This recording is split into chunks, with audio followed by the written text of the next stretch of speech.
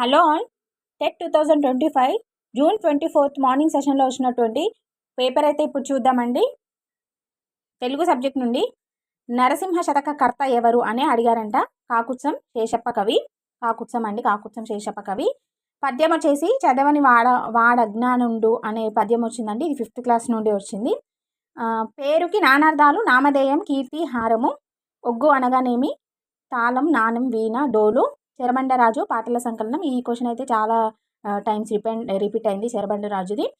Please అండి, మీరు compulsory వీడియోని లైక్ చేయండి, షేర్ చేయండి, కామెంట్ చేయండి అండ్ సబ్స్క్రైబ్ చేసుకోండి కంపల్సరీగా. మీరు లైక్ చేయడం వల్ల ఈ వీడియో వేరే వాళ్ళకి కూడా వెళ్తుంది. సో వాళ్ళు ఈ టాపిక్స్ నుండి ప్రిపేర్ అవుతే నెక్స్ట్ ఎగ్జామ్ రాసే వాళ్ళు ఎవరైతే ఉన్నారో వాళ్ళకి చాలా బెనిఫిట్ ఉంటుంది.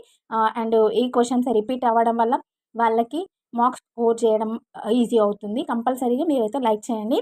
అండ్ చెరబండరాజు పాటల సంకలనం.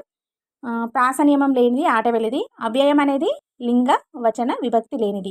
స్కందం అర్థం కొమ్మ భాగం. దేవర్షి రాజర్షి అనేది ఏ సంధి? గుణసంధి. కాలుడు ఉత్పత్తార్థం. పాత్రోచిత యాసను ప్రవేశపెట్టినది సాకుల సదాశివ. బహువ్రీహి సమాసం గురించి ఇచ్చారండి. కర్జము అంటే ప్రకృతి వికృతిలో కర్జము అంటే కార్యము. ఓకే అండి, తెలుగులో అయితే ఈ క్వశ్చన్స్ అయితే ఇచ్చారు అండ్ రిపీటెడ్గా క్వశ్చన్స్ వస్తున్నాయి కాబట్టి కంపల్సరీగా మీరైతే ఈ వీడియోని లైక్ చేయండి, కామెంట్ చేయండి. అండ్ ఈ టాపిక్స్ నుండి అయితే మీరు చూసుకొని వెళ్ళండి అండి. కంపల్సరీ మీకు ఒక 5 to 10 మార్క్స్ స్కోర్ చేసే ఛాన్స్ కంపల్సరీగా ఉంటుంది. సైకాలజీ అండి. సైకాలజీ మొత్తం అయితే కంప్లీట్గా అప్లికేషన్ క్వశ్చన్స్ ఇచ్చారంట అండి. కొంచెం క్వశ్చన్ అనేది లాంగ్గా ఉండడం వల్ల మనకి ఏమవుతుంది, అక్కడ టైం అనేది కిల్ అయిపోతుంది.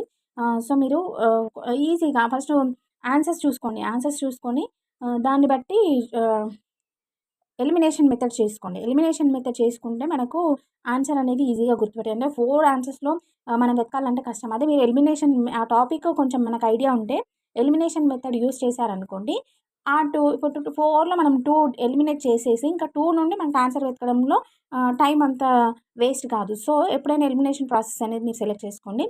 సైకాలజీలో వచ్చేసి పియాజే గురించి, బ్రూనరు డెవలప్మెంట్ నుండి వచ్చింది, చైల్డ్ రైట్స్ నుండి వచ్చింది, ఇండివిజువల్ డిఫరెన్సెస్ నుండి కూడా వచ్చిందండి.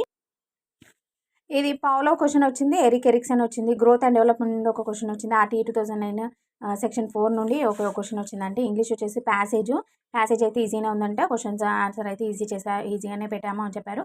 Active voice, passive voice, direct speech, antonyms, synonyms, correct spelt, incorrect spelt, question tag, 5 నమూనా CCE నుండి ఒక క్వశ్చన్.